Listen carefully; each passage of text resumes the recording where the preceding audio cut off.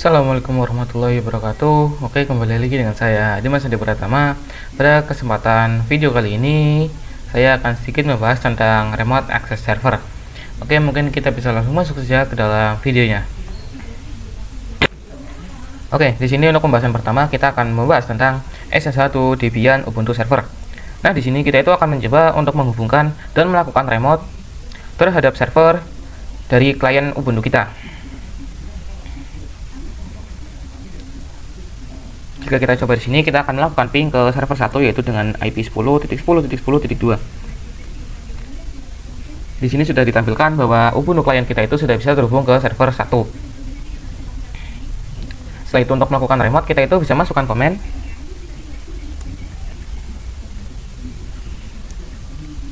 SSH, lalu kita masukkan nama usernya, kemudian add dan tuliskan IP-nya. Seperti di sini contoh yaitu SSH Dimas @10.10.10.2. Jika kita enter, maka di sini akan muncul tampilan authentication of host cannot be established,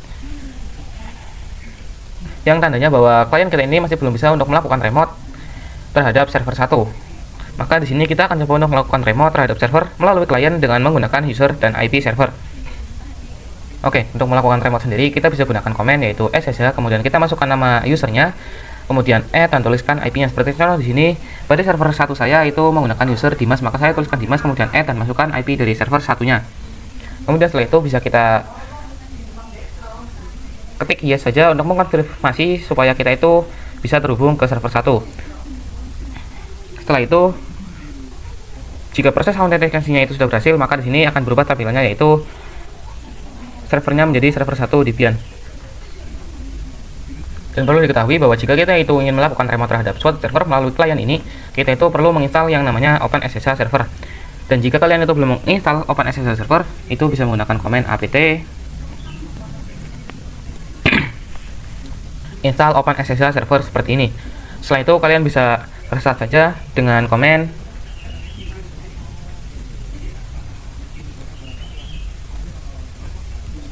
sistem CTL restart SSH. Setelah itu kalian bisa coba untuk melakukan remote dari klien ini ke server. Oke, selanjutnya di sini kita akan merubah default port dari SSH. Nah, secara default itu jika kita itu misalkan melakukan remote menggunakan aplikasi putih misalnya, itu secara default port SSH-nya itu adalah 22.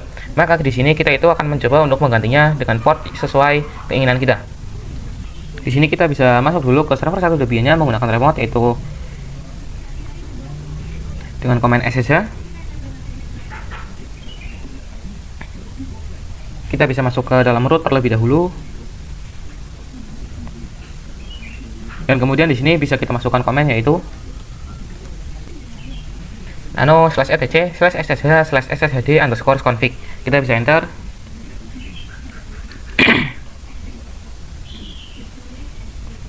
Nah, setelah tampilan seperti ini, kita bisa scroll ke bawah sampai ke menu port di sini. Di sini untuk melakukan perubahan, kita bisa menghapus portnya terlebih dahulu, ataupun menghapus tanda pagarnya terlebih dahulu untuk mengaktifkan portnya. Kemudian kita bisa ganti di sini untuk angka dari portnya itu sesuai keinginan kalian masing-masing, bebas terserah ya. Setelah itu, setelah kita ganti, kita bisa keluar dengan Ctrl X Y kemudian enter. Dan kita akan merestartnya dengan sistem CTL restart SSH. Setelah itu kita exit untuk melakukan logout dari server 1 tadi. Setelah kita masuk ke klien lagi, kita akan coba untuk melakukan remote lagi ke server 1.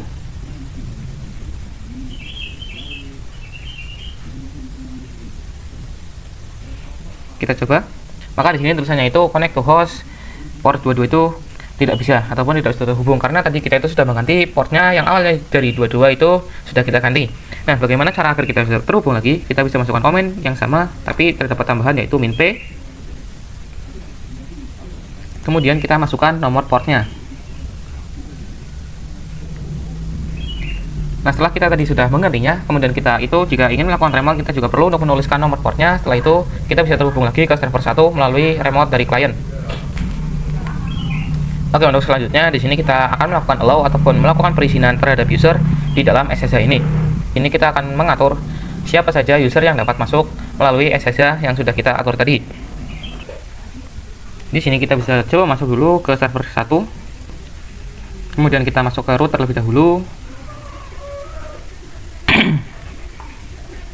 Dan di sini kita akan coba untuk melakukan ataupun menambahkan user baru di dalam server 1 kita dengan komen add user. Dan kemudian bisa kita cek yaitu dengan komen cat/etc/passwd. Dan di sini bisa terlihat bahwa di dalam server 1 kita itu sudah terdapat 3 user, yang dimana user saya itu secara default ada Dimas, dan saya sudah membawa 2 user lagi yaitu Adi dan Pratama. Dan kemudian kita akan coba untuk masuk menggunakan user yang baru kita buat tadi dengan komen SSH. Kemudian kita masukkan user yang baru kita buat tadi untuk sebagai loginnya. Nah, di sini kita sudah masuk menggunakan user Adi ataupun user kedua saya. Dan juga kita akan coba untuk meremote menggunakan user yang satunya lagi. Dan untuk user ketiganya juga itu sudah bisa melakukan remote terhadap server 1 melalui klien kita. Nah, kemudian di sini kita akan coba untuk mengatur supaya hanya satu user saja yang bisa masuk ke dalam server 1 melalui remote ini, yaitu dengan cara kita masuk ke dalam root terlebih dahulu.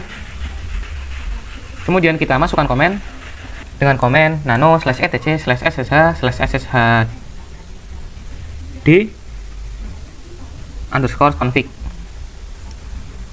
Dan di sini kita scroll sampai ke menu port di sini. Kemudian bisa kita tambahkan yaitu allow user. Lalu masukkan user yang kita izinkan di sini. Seperti contoh, saya akan memasukkan user pertama saya. Setelah kita sudah menambahkan allow user di bawah portnya, kita bisa keluar dengan Ctrl X, Y, kemudian kita enter. Dan kita akan restart dengan command systemctl restart SSH. Kita bisa keluar terlebih dahulu. Dan kita akan coba untuk masuk ke dalam server 1 menggunakan step user yang sudah kita miliki tadi dengan komen SSH. Dan kita coba untuk masuk satu persatu menggunakan step user. Untuk user pertama yaitu dengan user Dimas yang tadi sudah kita set bahwa hanya inilah yang bisa masuk ke dalam server 1, itu sudah bisa. Kemudian jika kita coba untuk login menggunakan user Adi dan juga user pertama yang tadi kita tidak izinkan permissionnya untuk bisa mengakses server 1 ini, maka tulisannya akan terdapat permission deny. Dikarenakan kita tadi sudah menyeting bahwa yang bisa masuk ke dalam server 1 itu hanya user Dimas, dan yang lainnya itu tidak bisa mengakses server 1 menggunakan remote dari klien ini. Oke, kemudian setelah itu kita akan sedikit membahas tentang materi konsep privat dan public key. Di sini jika kita perhatikan bahwa jika kita itu melakukan SSH ataupun melakukan remote terhadap server 1 melalui klien, itu kita itu login menggunakan user yang terdapat di server 1 dan juga menggunakan IP dari server 1 itu sendiri, disertakan dengan port yang sudah kita atur sebelumnya. Kemudian setelah kita memasukkan informasi tadi, kita itu perlu untuk memasukkan password yang terdapat ataupun yang dimiliki oleh server 1 tersebut. Nah, di sini bisa saya katakan bahwa cara itu merupakan cara yang kurang aman, apalagi jika kita aplikasikan pada real device ataupun di dunia nyata. Di sini. Nah, dan di sini kita akan coba untuk melakukan autentifikasi dengan cara membuat private dan public key. Jadi, misalkan kita itu memberikan sebuah clock ataupun memberikan sebuah gembok ke sebuah server, maka nantinya itu yang bisa mengakses server tersebut hanyalah orang ataupun user yang memiliki kuncinya, yaitu yang memiliki private key-nya. Oke, dan di sini kita akan langsung saja untuk melakukan konfigurasi SSH private dan public key-nya, yaitu pertama kita bisa masuk ke dalam kliennya dan kita bisa tuliskan di sini komen yaitu SSH-keygen. Kita bisa enter saja, dan di sini jika kita diminta untuk memasukkan passphrase, itu merupakan password ataupun kunci yang akan kita gunakan nantinya. Di sini bisa kita masukkan saja sesuai keinginan kalian masing-masing. Lalu masukkan ulang. Dan di sini sepertinya di sini passphrase saya itu tidak sesuai karakteristik ya. Minimalnya itu adalah 5 karakter. Dan tadi saya hanya memasukkan 4 karakter, jadi kita akan coba untuk memasukkan ulang. Nah, seharusnya jika tampilannya sudah seperti ini, maka yang kita buat tadi itu sudah berhasil. Kita akan coba cek dengan komen ls -a. Dan di sini terdapat direktori SSH. Setelah itu kita akan coba masuk ke dalam direktori SSH tadi dengan komen ls kemudian .ssh, dan di sini sebuah direktori yang berawalan dengan titik itu merupakan hidden directory. Maka dari itu kita tadi itu menggunakan komen ls dengan tambahan trip a, yang dimana itu akan menunjukkan file yang tersembunyi ataupun hidden file tadi. Di sini terdapat id_rsh yang dimana itu merupakan private key kita, dan setelahnya itu ada id underscore rsa.pub, itu merupakan public key yang terdapat untuk SSH ini. Dan kita akan mengcopy kunci kita dari klien ini ke server 1, yaitu dengan komen SSH copy ID, lalu kita masukkan tujuannya yaitu ke server 1. Kita bisa masukkan password dari server satunya. Dan di sini jika sudah terdapat tampilan number of key edit 1, itu maka kopian yang kita lakukan itu sudah berhasil.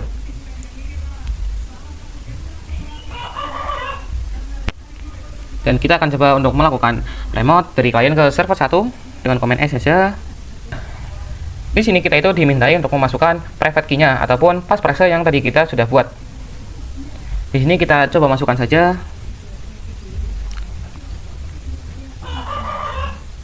Nah, setelah kita tadi sudah mengkopinya dan kita diminta untuk login menggunakan passphrase yang sama, maka di sini kita itu sudah berhasil untuk melakukan remote dari klien ke server 1 menggunakan passphrase ataupun private key yang baru kita buat tadi.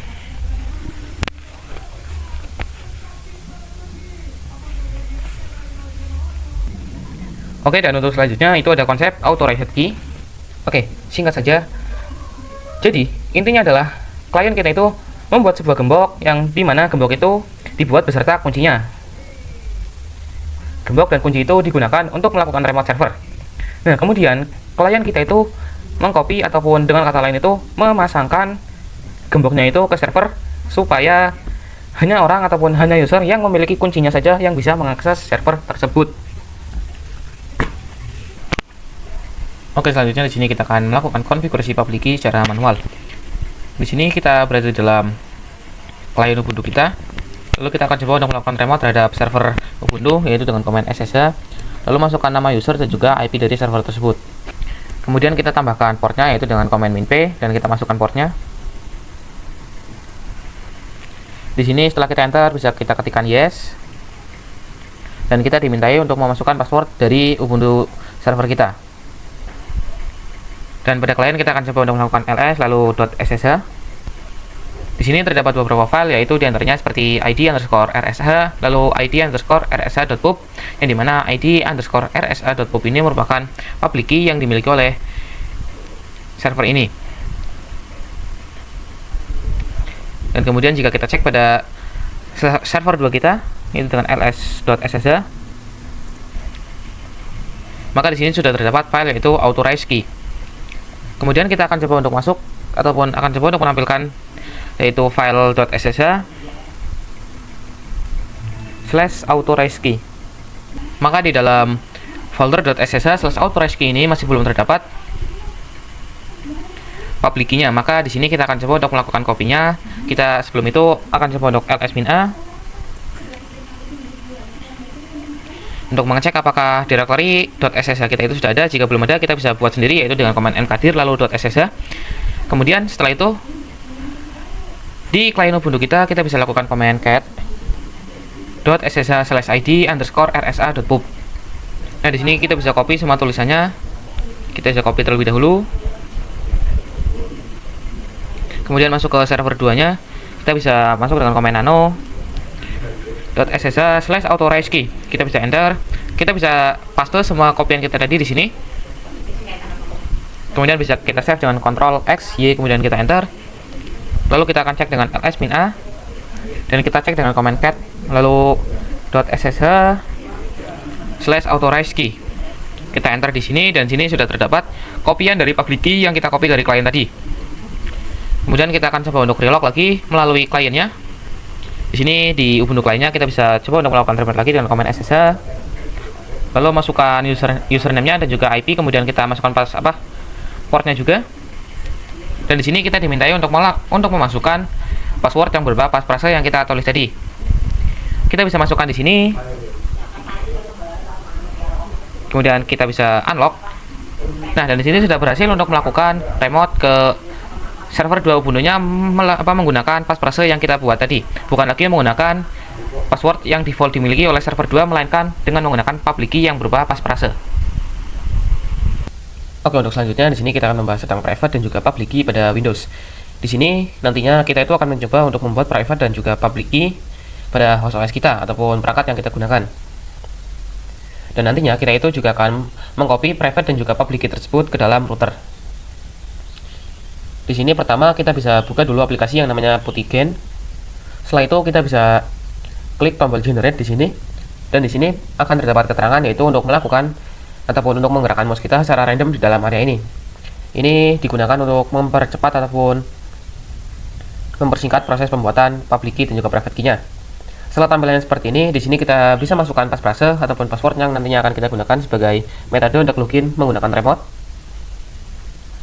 Setelah itu kita bisa save public key, dan nanti kita itu akan diminta untuk menentukan lokasi penyimpanan dari public key dan juga private key yang akan kita gunakan nantinya. Di sini juga kita perlu untuk memberikan namanya, yaitu contoh di sini adalah public key.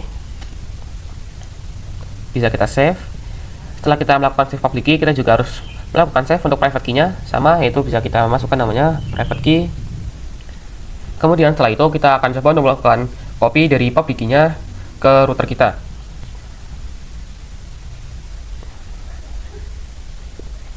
Yaitu dengan cara masuk ke folder penyimpanan di mana tadi kita itu sudah menyimpan public dan juga private key-nya. Di sini bisa kita pilih filenya, kemudian kita klik kanan dan kita pilih menu open with, dan juga kita akan membukanya menggunakan notepad. Nah, kenapa kita perlu membukanya menggunakan notepad?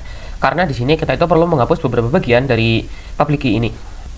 Itu kita bisa ke paling bawah dahulu, lalu kita hapus bagian N SSH2-nya, itu kita hapus. Kemudian yang paling atas itu juga kita hapus seperti ini. Dan setelah itu kita perlu menghapus setiap spasi ataupun jeda di antara public key ini. Kita arahkan kursornya ke paling kiri, kemudian kita bisa hapus ataupun backspace, kita arahkan ke kiri lagi, dan lakukan sampai semua tulisannya itu menyatu menjadi satu.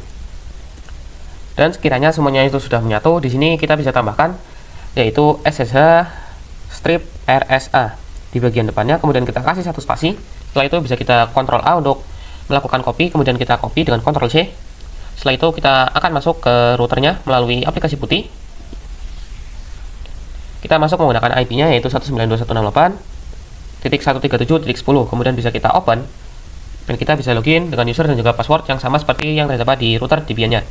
Di sini untuk awalnya kita bisa cek dengan komen ls-mina untuk melihat apakah kita itu sudah memiliki directory .ssh atau belum. Dan jika kalian masih belum memiliki directory .ssh, kalian bisa buat dengan perintah mkdir kemudian .ssh seperti ini.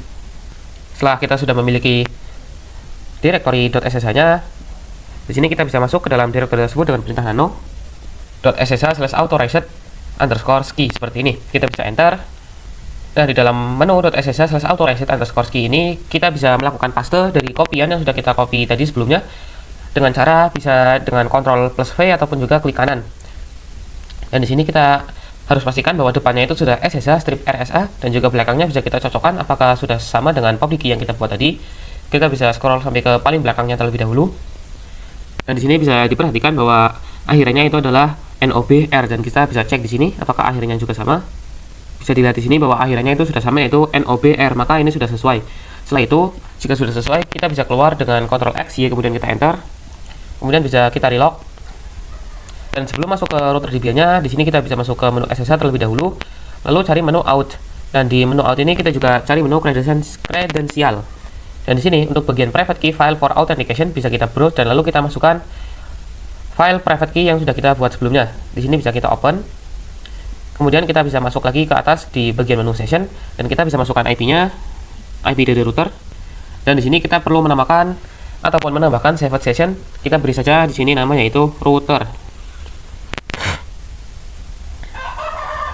Nah, saved session ini digunakan supaya ketika kita melakukan login, lain kali itu sudah otomatis masuk ke dalam SSH yang sudah kita buat public dan juga private key-nya tadi. Kita bisa save untuk saved session-nya itu. Kemudian untuk loginnya kita bisa klik saja untuk bagian router, dan jika sudah kita klik, kita bisa klik open untuk masuk ke dalam. Nah, di sini terdapat tampilan yaitu authenticating with public key.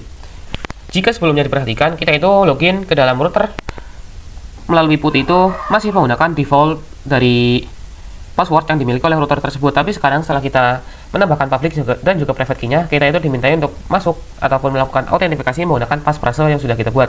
Kita bisa coba masukkan passphrase-nya di sini. Di sini sudah bisa diakses menggunakan passphrase dan bukan menggunakan password lagi. Maka di sini untuk private dan juga public key pada Windows kita itu sudah berhasil ataupun sudah bisa kita gunakan. Nah, kemudian kita akan melakukan remote dari router ke server kita. Dan di sini kita akan melakukan remote server dari host OS kita itu melalui router dengan menggunakan aplikasi putih. Karena pada server sendiri itu memiliki public key yang berbeda dari host OS kita, maka kita itu perlu untuk meremote melalui router Debian dengan menggunakan putih. Di sini dalam aplikasi putih, setelah kita masuk ke router Debian-nya, kita bisa lakukan remote dengan command SSH, kemudian masukkan nama usernya yaitu Dimas dan juga add IP dari server tersebut yaitu 10.10.10.2, kemudian dilanjutkan dengan min p yang dimana itu digunakan untuk memasukkan portnya yaitu 1611. Kemudian bisa kita enter, dan jika muncul seperti ini bisa kita yes saja. Dan setelah kita masukkan ataupun kita ketikkan yes, di sini kita dimintai untuk memasukkan password dari server tersebut. Bisa kita masukkan passwordnya, dan jika sudah benar maka kita itu sudah bisa masuk ke dalam server tersebut melalui aplikasi putih. Di sini bisa dilihat bahwa sebelumnya itu kita berada di dimas@router-debian, maka setelah kita masuk ke server itu kita sudah masuk ke dimas@server1-debian. Dan perlu diingat bahwa saat kita masuk ke dalam server ini, kita itu akan dimintai password untuk login karena server ini memiliki public key yang berbeda dengan host OS kita. Maka jadi kita itu hanya bisa melakukan remote terhadap server ini melalui router dengan menggunakan putih tentunya. Oke, untuk selanjutnya kita akan mendisable password authentication. Di sini, setelah kita berada di dalam router, kita itu bisa masuk terlebih dahulu ke server 2.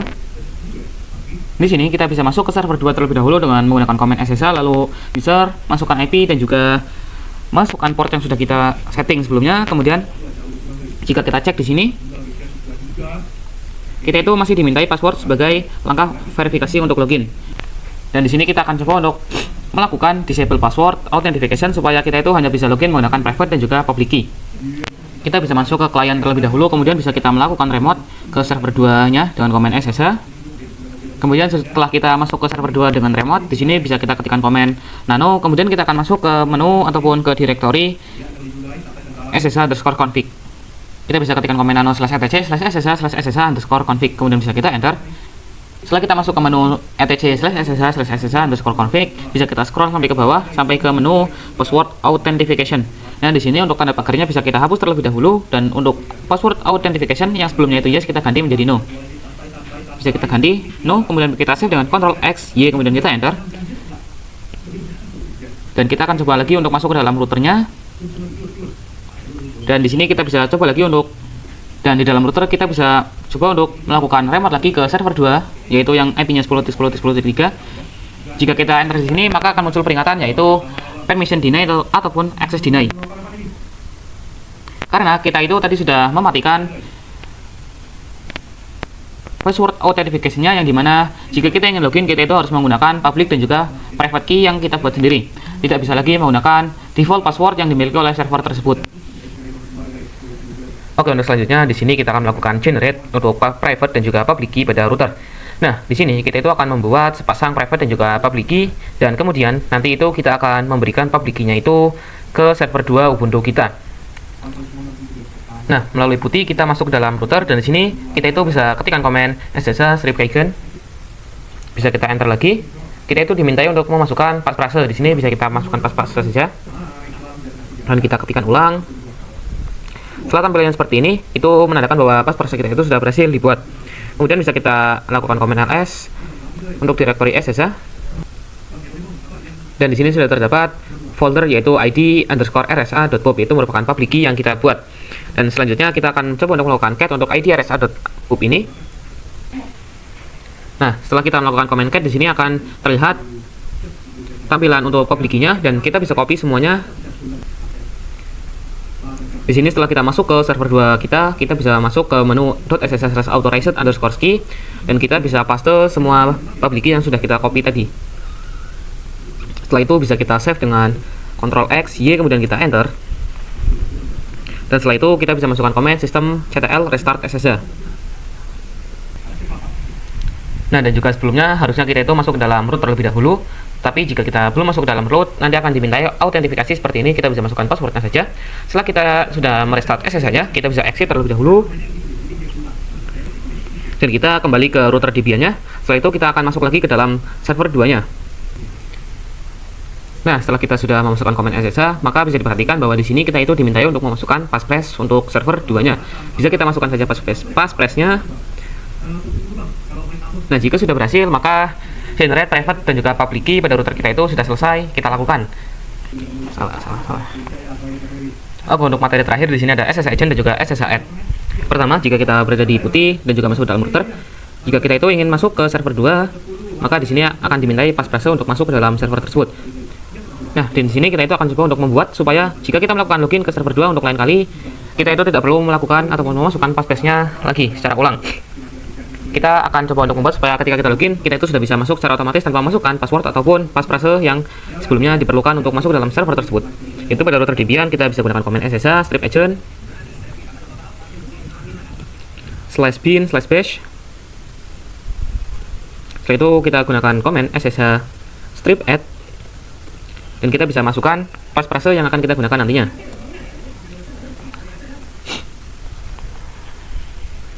Maka setelah kita sudah menggunakan komen SSH add, secara otomatis passphrase yang akan kita gunakan untuk login itu sudah tersimpan secara otomatis. Bisa kita coba di sini untuk relog terlebih dahulu. Kita akan coba masuk ke server 2 lagi. Maka secara otomatis ketika kita akan coba untuk melakukan relog ataupun masuk kembali ke server 2 kita itu sudah tidak dimintai password ataupun passphrase lagi, karena tadi dengan komen SSH add maka itu sudah tersimpan secara otomatis dan akan langsung tersambung ataupun terkonek ke server 2 tanpa menggunakan password ataupun passphrase yang sebelumnya kita pergunakan.